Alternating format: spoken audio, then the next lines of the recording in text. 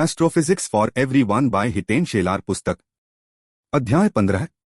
ब्रह्मांड में मौजूद हर प्रणाली द्वारा माने जाने वाले नियम। ब्रह्मांड में मौजूद हर प्रणाली, चाहे वह तारे हों, सौर मंडल, ग्रह, शरीर की जैविक प्रणाली हो या फिर ब्लैक होल जैसे प्रणालियां, सभी कम से कम हमारे ब्रह्मांड में मौजूद 4 नियमों का पालन करती हैं। इन्हें थर्मोडायनामिक्स के नियम कहा जाता है। अब आइए इन्हें सरल भाषा में समझते हैं। थर्मोडायनामिक्स का शून्यवां नियम। जब 3 वस्तुएं अलग अलग तापमान पर एक दूसरे के संपर्क में आती हैं, तो समय के साथ सब मिलकर एक समान तापमान प्राप्त कर लेती हैं। जितना सरल सुनाई देता है, उतना ही गहरा यह सिद्धांत है। थर्मोडायनामिक्स का पहला नियम।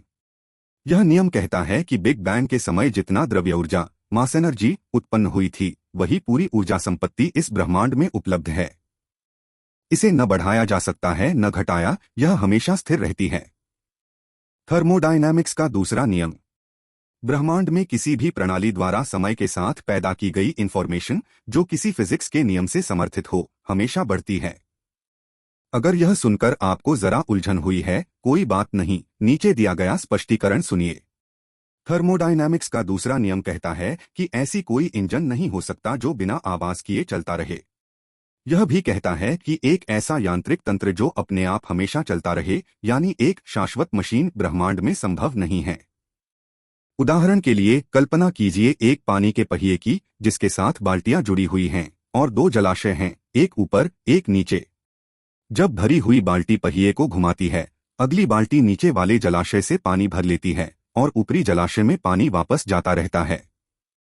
यह दृश्य देखने में एक सदैव चलने वाला पहिया लगता है, लेकिन वास्तविकता में जब भी बाल्टी पानी में डूबती है, वह घर्षण पैदा करती है। यह घर्षण इस तंत्र की शाश्वतता नष्ट कर देता है।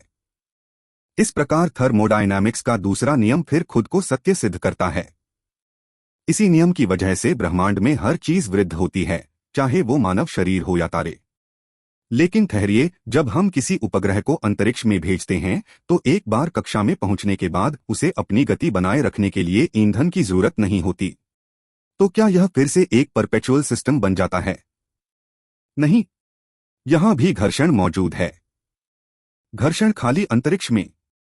हां, क्योंकि खाली अंतरिक्ष वास्तव में खाली नहीं है। क्वांटम स्केल पर वहां वर्चुअल कण मौजूद होते हैं जो थोड़ी सी घर्षण उत्पन्न करते हैं। अब थर्मोडायनामिक्स का चौथा और अंतिम नियम। पूर्ण शून्य तापमान प्राप्त करना असंभव है। यहां तक कि खाली अंतरिक्ष में भी तापमान शून्य नहीं होता। तो तापमान आता कहां से है? कहीं से नहीं, बल्कि क्वांटम स्केल पर मौजूद वर्चुअल कण ही तापमान में योगदान देते हैं।